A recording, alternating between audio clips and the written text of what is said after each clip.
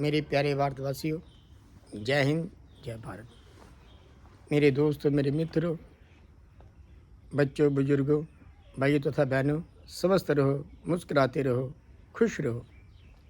एक नए प्रसंग के साथ संत तुकाराम जी का उदाहरण। कहते हैं कि एक बार संत तुकाराम जी की लोकप्रियता इतनी बढ़ चुकी थी, कुछ लोग उसे सहन नहीं कर पा रहे थे। उन्हें क्या किया, कहते हैं कि उसका सर का मुंडन करवाया, गले में सब्जियों का हार पहनाया और गधे के ऊपर रख के उसको गांव में उसकी यात्रा निकालनी शुरू कर दी। कहते हैं बड़े शांत स्वभाव के साथ संत तुकाराम जी वो जा रहे हैं।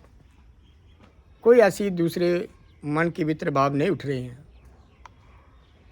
कहते हैं कि बड़े सहज स्वभाव में चल रहे हैं और वो उच्चारण करने अपने प्रभु का, राम का, विठल का। तो कहते हैं यूँ ही वो गांव में उसकी यात्रा निकाली।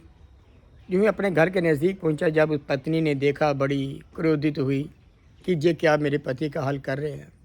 वो विठल जी कह रहे हैं, लेकिन पत्नी जब देखा उसने क्रोधित होकर कह दिया अपने पति को, तुकाराम जी को, कि आप ये लोग आपकी बेइज्जती कर रहे हैं, आपका अनादर कर रहे हैं, आप फिर भी विठल जी कह रहे हो। उसी के कारण जी आपसे लोग चिढ़ते हैं कि आप परमात्मा का नाम लेते हो, ईश्वर का नाम लेते हो, इसलिए यह बार बार आपसे चिढ़ते हैं, आपका ये अपमान कर रहे हैं।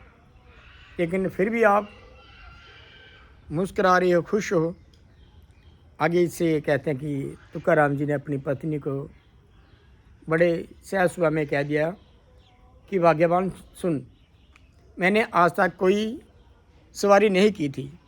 इन लोगों ने मेरे को गधे के ऊपर बिठा के ये यात्रा कराने लगे।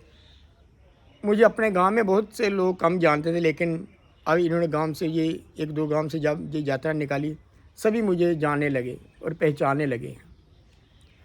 और रही बात सर की, तो बाल भी बहुत बढ़ गए थे, इन्होंने कटवा दिए। आपने ही तो कहा था कि आज घर में सब्जी नहीं है। इन लोगों ने सब्जी की माला मेरे गले में डाल दी, ये भी आपके घर तक पहुंच गई।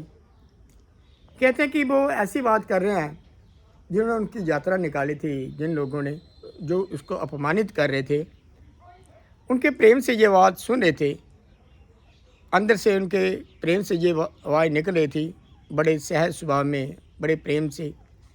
तो वो बड़े शर्मिंदा हुए कि हम इसका अपमान कर रहे हैं, लेकिन कोई शिकवा नहीं कर रहे हैं। संत महात्मा कभी कोई शिकवा ही नहीं करता है। कहते हैं कि परमात्मा के आगे भक्त कभी शिकवा नहीं करते हैं। कहते हैं कि इबादत भी करूं, शिकवे भी करूं, ये भक्ति का दस्तूर नहीं। भक्ति नाम है समर्पण का, इसमें शर्तें मंजूर नहीं। उन लोगों ने जब ये देखा, वो बड़े शर्मिंदा हुए और उनके चरणों में नमस्कार की कि हमसे बहुत बड़ी गलती हुई। लेकिन तुकाराम जी ने भी उनको बख्श दिया। तो प्रयास करें कि जो पूरा करता है वो अपनी करने के ऊपर ही शर्मिंदा हो जाता है, लेकिन हम अपना कर्म ना छोड़ें, अर्थात नेकी का काम हम ना छोड़ें। इन्हीं शब्दों के साथ मेरे प्यारे भारतवासियों, जय हिंद, जय भारत।